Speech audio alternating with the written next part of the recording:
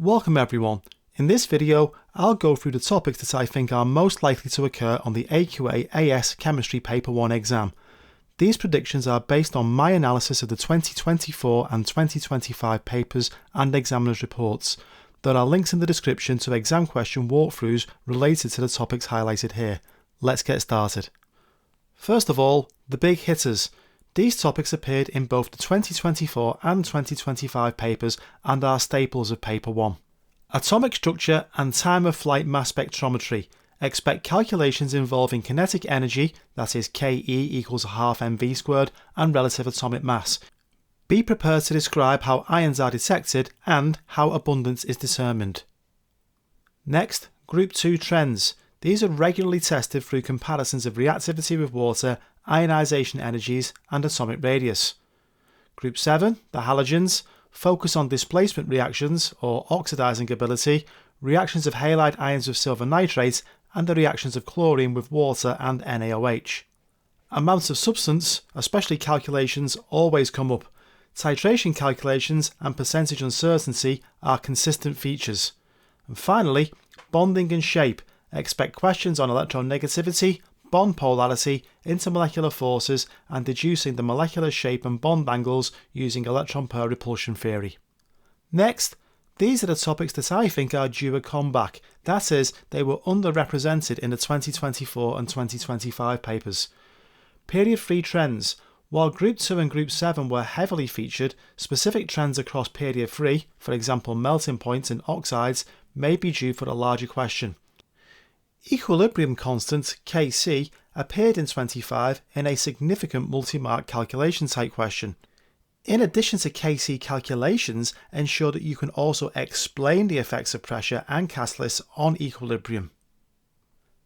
Finally, advanced energetics.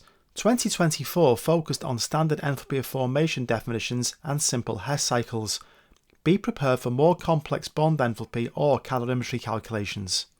Next, the examiner's warning. Learn from the mistakes of previous cohorts noted in the examiner reports. Precision in calculations. Students often lost marks for not giving answers to the appropriate precision based on the provided data. For multi-step calculations, it is very important that you don't round your answers to too few significant figures too soon in the process. Quote your final answer to the same number of significant figures as the data given in the question. When a question gives data to different numbers of significant figures, your final answer should be given to the fewest number of significant figures as is given in the question. Finally, read the question. If the question states that you should give your answer to 3 significant figures, give your answer to 3 significant figures. Next, ionic equations. A recurring weakness is the inability to write correct ionic equations for displacement or precipitation reactions. Many students prefer to use full equations and simply hope that ionic equations won't come up. The reality is ionic equations probably will come up, and it is essential that you know how to deal with these effectively. Next, practical context. You must understand why procedures are carried out, for example, why a volumetric flask is used or why a lid is placed on a beaker in calorimetry. Familiarise yourself with different pieces of apparatus and what they are used for and why. Next, chemical definitions.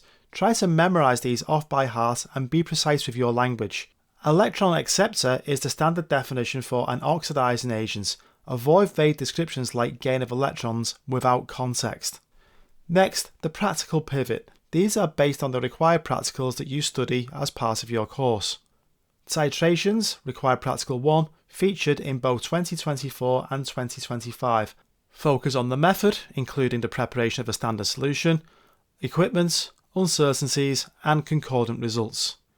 Calorimetry, required practical 2, appeared in 2024 with a focus on method, inaccuracies, and improvements.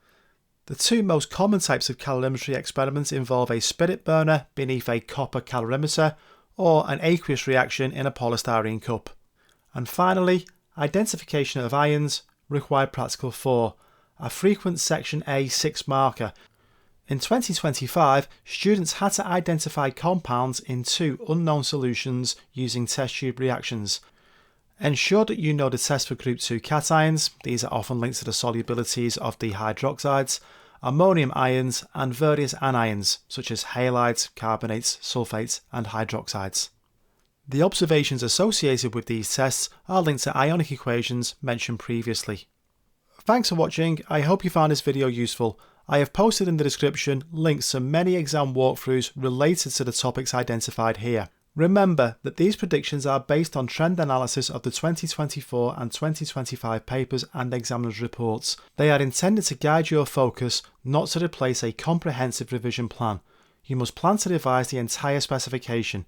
Prioritise your revision based on your individual feedback, personal assessments, and areas where you feel the least confidence. Chemistry exams can be unpredictable. Be prepared for anything. Please post in the comments if you have any questions or suggestions. Take care and good luck with your exams.